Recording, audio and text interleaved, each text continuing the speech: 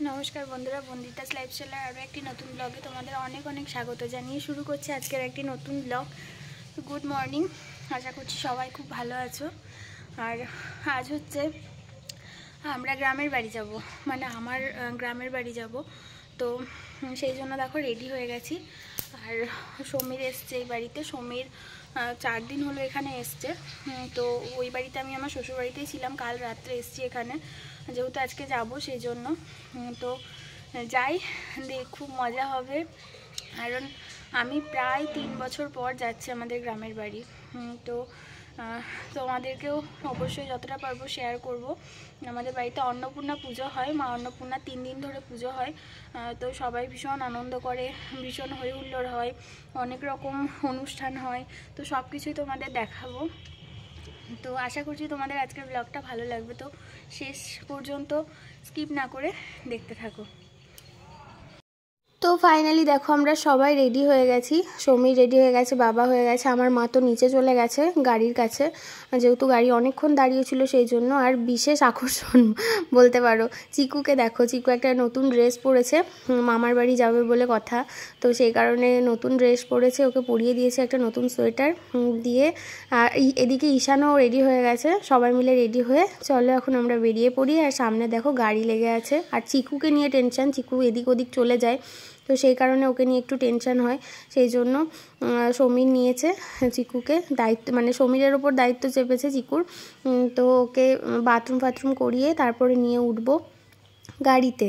তো চলো ওকে আগে উঠিয়ে দিই, তারপর আমরা সবাই মিলে একে একে উঠবো। চিকুকে সবার পিছনে বসতে দেওয়া হয়েছে, যেহেতু সামনে বসলে খিচিবিচি করে, লোম ওঠে ওর প্রচুর, সেই কারণে পিছনে ও মানে একা নিরিবিলিতে বসবে, ও ভালো থাকে। কিন্তু জানি না কেন ও এবারে যেতে গিয়ে খাবার খাইয়ে উঠিয়েছিলাম, তো যেতে গিয়ে একটু বমি করে ফেলেছিল।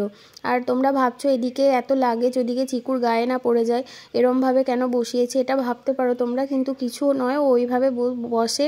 আমাদের সাথে বসলেই বরং ও মানে কমফোর্টেবল যেতে পারে না, সেই কারণে ওকে ওইভাবেই বসানো হয়।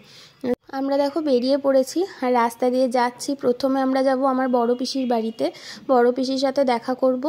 বড় পিসি যেহেতু একটু অসুস্থ, সেই কারণে মানে বড় পিসি আমাদের গ্রামের বাড়িতে আসতে পারে না, তার জন্য বড় পিসির সাথে দেখাও হয় না। তো আমরা যখনই গ্রামের বাড়ি যাই প্রথমে বড় পিসির বাড়ি যাই। বড় পিসির বাড়ি আর আমাদের গ্রামের বাড়ি কাছাকাছি, তো বড় পিসির বাড়ি থেকে বেরিয়ে তারপর আমরা আমাদের গ্রামের বাড়ি যাব।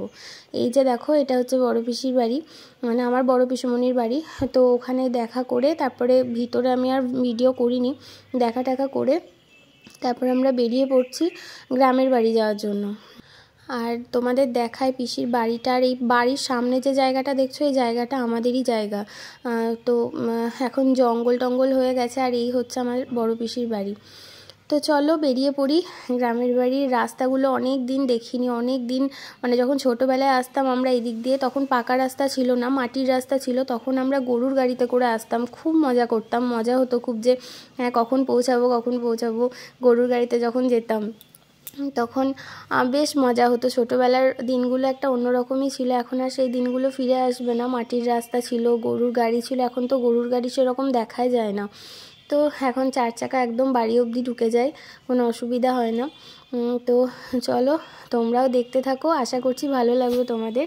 আর এই রাস্তা দিয়ে অনেক দিন পর আসছি, মানে আমার বিয়ে হওয়ার পর একবার এসছিলাম, তারপর এত বছর পর, মানে প্রায় 4 বছর পর আসছি বলতে পারো। এই যে রাস্তাটা দেখছো, এই রাস্তাটা আমার ছোটোবেলার থেকে খুব প্রিয় রাস্তা, কারণ দুদিকেই সোনাঝুরির গাছগুলো, বেশ ভালো লাগে আমার। তো এই রাস্তা দিয়ে আমরা ছবি তুলতে আসতাম ছোটোবেলায়, যখন আমাদের অন্নপূর্ণা পুজো হয়ে যেত, খাওয়া দাওয়া হয়ে যেত, তারপর আমরা সব বোনরা ভাইরা দাদারা মিলে আসতাম ছবি তুলতে এইদিকে। এই রাস্তা দিয়ে যেতেই সামনে একটা স্কুল আছে, যে স্কুলটা আমার বাবার ঠাকুমার নামে করা, মানে এই স্কুলের জায়গাটা যেহেতু আমাদের দান করা, সেহেতু এই স্কুলটা আমার বাবার ঠাকুমার নামে করা, উমারানী প্রাথমিক বিদ্যালয় এই স্কুলটার নাম। তো আর একটুর পথ সামনেই আমাদের বাড়ি, তো চলো বাড়ি গিয়ে দেখা হচ্ছে।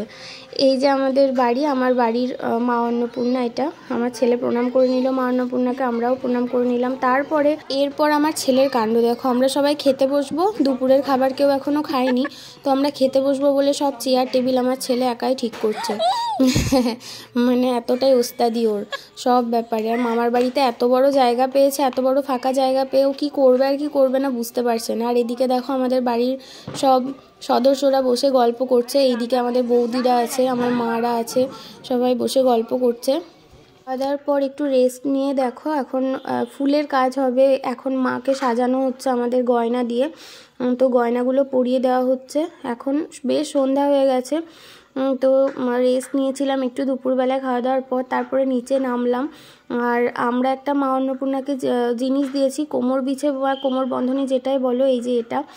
তো এটা মানত কিছু ছিল না মায়ের কাছে, জাস্ট এমনি মাকে বলেছিলাম যখন আমরা 3 জন একসাথে আসবো তখন তোমাকে একটা কিছু দেওয়ার ইচ্ছা আছে মা।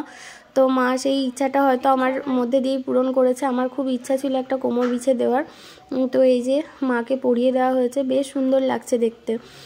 তো যাই হোক, তো মাকে সাজানো হয়ে গেছে, কত সুন্দর লাগছে দেখো।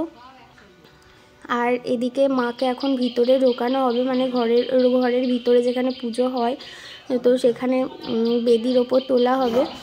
তো সেটাই আমরা এখন দাঁড়িয়ে দেখছিলাম। তারপরে তোমাদের দেখাবো আমাদের রান্নার জায়গাটা। এখানে আমাদের রান্না হচ্ছে, মিষ্টি তৈরি হচ্ছে এখন, মিষ্টি বোঁদে মিহিদানা এগুলো তৈরি হচ্ছে। তো এইভাবেই দেখতে দেখতে কেটে গেল আজকে সারাটা দিন, বেশ ভালো কাটলো। মা অন্নপূর্ণাকে অনেক বছর পর দেখলাম, দর্শন পেলাম, এটা একটা ভাগ্যের ব্যাপার।